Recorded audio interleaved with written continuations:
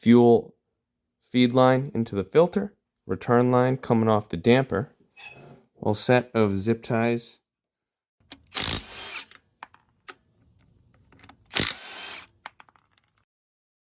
Okay, I think we're going to try to run the fuel return line right now. Trying to figure out the best way to route this. We're not using the OEM lines.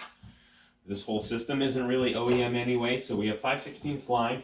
The return line connects to the fuel damper right here, which is next to the fuel filter in the general vicinity of the driver's side strut tower. The fuel return line is the second hard line nipple down on the intake manifold if you're using the stock rail system there. In the top line being the feed line, which goes directly to the fuel filter. So I think that the best way to run the fuel line is actually going to be to go, I think, down underneath and along the frame rail maybe. I'm not sure. We're going to take a quick look. We'll take a quick look at, oh jeez, Jesus. We'll take a quick look at Shiba, kind of see where those fuel lines roll through on the inside of the car. Maybe try to duplicate that. I think they might go through the inside of the car. We'll check real quick. On further review of the play, they do run through the car. So, trying to figure out how we want to maybe redo that. There's like a slot on the inside. Ugh, I think it's gonna be too far down. Definitely too far down. Well, I don't know. I kind of feel like you can see me crawling around over there. I don't know, I kind of feel like I do want to go into the cabin. I'm just not entirely sure how. I might have to come in through the slot. Am I even going to have enough fuel line for that? That's a good question. I live with this much on the outside here. Is that going to be enough? I don't know. Maybe we'll attach it in the back of the car and run it up and see. Are we getting somewhere? Oh my god. Oh! Fuck! This is not working out the way I wanted it.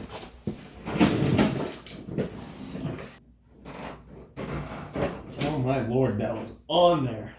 Sounds like my wife is taking a step dancing class upstairs, and for some reason in February, it sounds like my neighbor is mowing his lawn. I have no idea what's going on outside of my garage today. It's also weirdly like 65 degrees outside, and it's the middle of February. It's just like entirely too warm. It's crazy.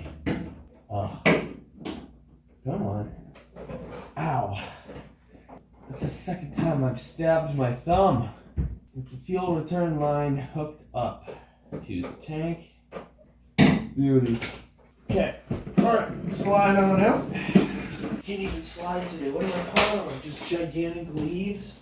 Let me show you what I have going on in here now. Okay, we get the fuel line. Run it up through here. You're gonna wanna do something like that. Guess we'll get a little zip tie mount going. Oh, of course, only one side of it came off too. There, I would say, is a good location. We won't cinch her down, but we'll just get it. Get another one right there. It's a good idea. Could always add more later. Squeeze her on there. Alright. Zip ties all facing the same direction. Alright, squeeze that down. Another zip tie. Where do we want to go through now, though? I modified the C1 firewall. The two little holes. Where are you? Boom. Right here. Boom, boom. 1, 2. So that I could stick this guy through, and we can 3D print a new one of these grommets at a later date. That's a little bit better at this task, but this will kind of get us most of the way, I think. Oh, you gotta make sure that the clutch doesn't interfere. I don't know how far down this guy's gonna go. Something like up there. We'll leave that much room for ourselves like that. Oh yeah, and we just have a metric ton of extra line up here to play with. So let me get you back on the stand real quick. That'll be plenty. cut it right about. We'll leave a little bit extra. We do have a bit extra as well. Just like that.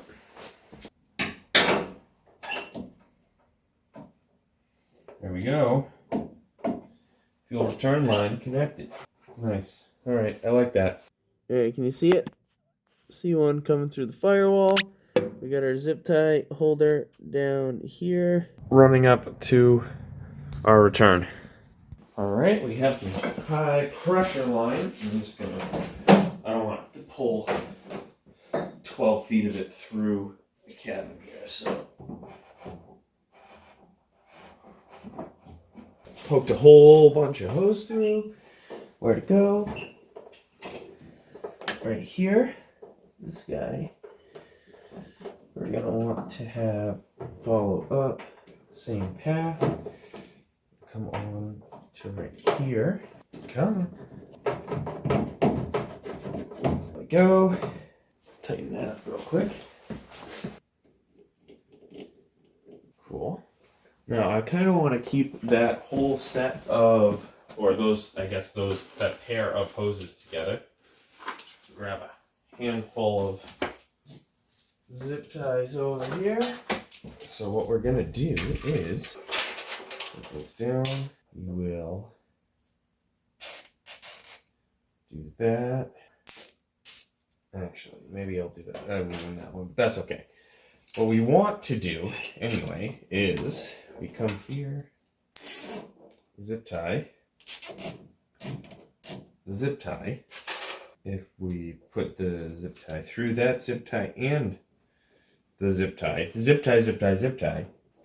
tighten that up a little bit. Where are the flush cutters? Give this a trim. We want these to be together. I guess right about there would be a good enough spot to start. Tighten that zip tie up a little bit. Figure out where this guy's gonna go, right there. Tighten that guy up. And then those two are connected without touching and rubbing on each other. Trim. Do the same right here. Oh, I don't believe that made its way all the way down. Shoot. Oh, of course I can't see it now. I see it. Yay. Got it. They're gonna be together down bottom there, so I think we'll do our little zip tie trick a couple more times. I did get it. Nice and clean, too. Oh, I love it. Okay. Next, through that one, through this one. Tight. Cool. And then we have one more set. We're gonna do that one for the firewall. This one I can't even see. There we go.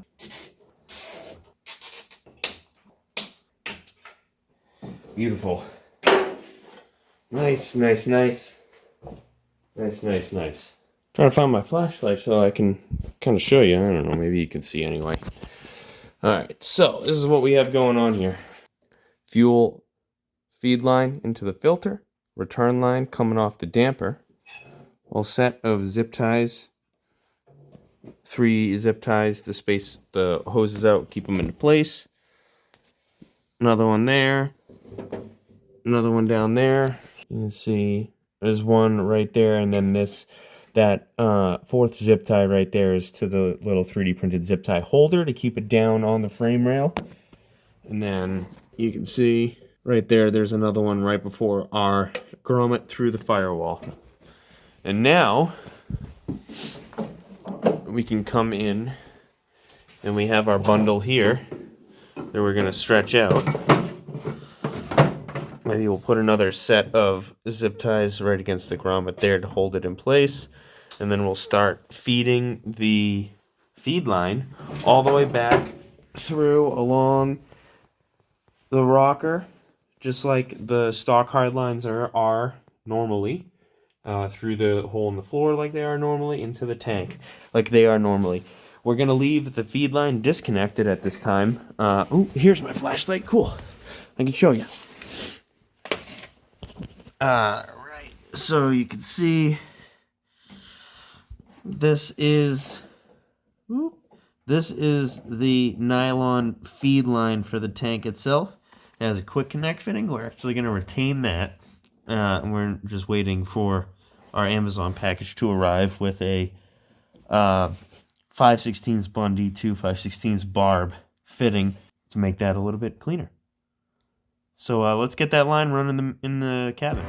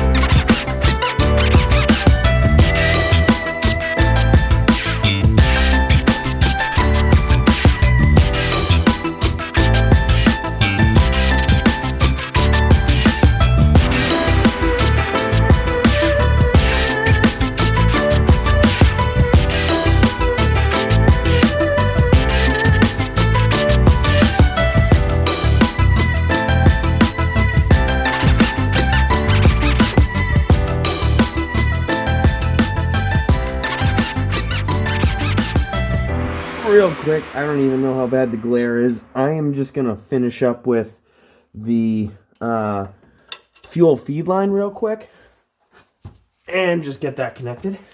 Forgot my cutters. Back. Okay. So I want this to be, I don't know, let's say about that long. We will put a service loop in just in case.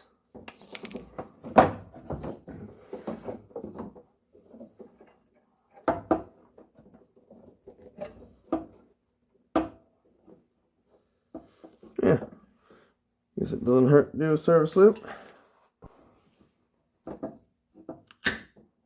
Ooh, get that out of there. Get our Bundy adapter. Oh man.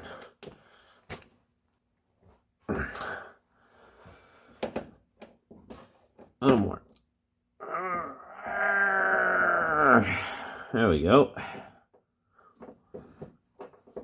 So now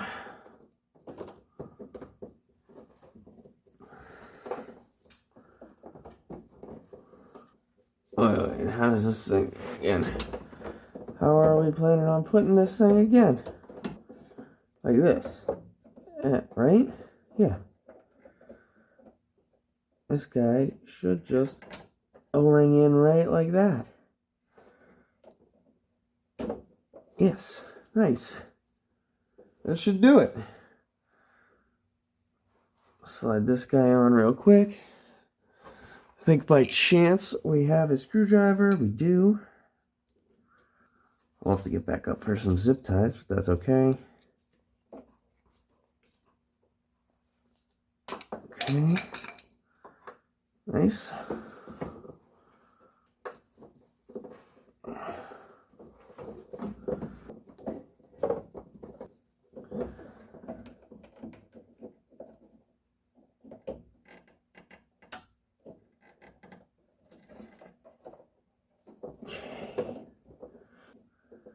I think maybe that was too big of a service loop. I might have to edit that down a little bit. Yeah. Yeah. Like way too big.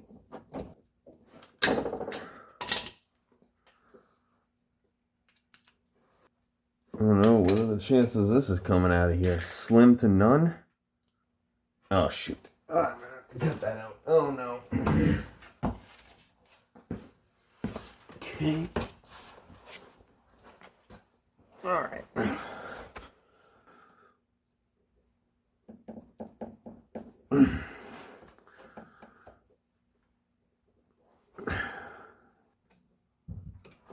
Okay. Now,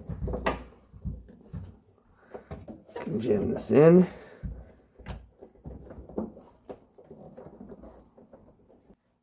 Tie number one.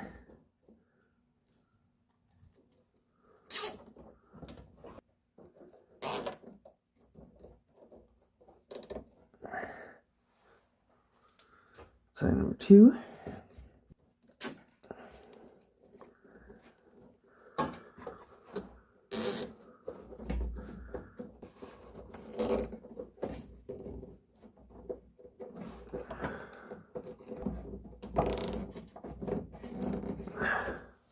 Flush cutters.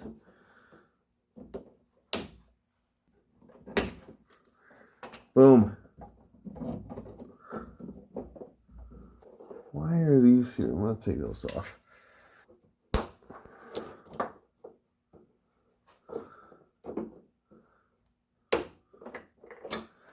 This is supposed to go through up here. Okay, well, I mean,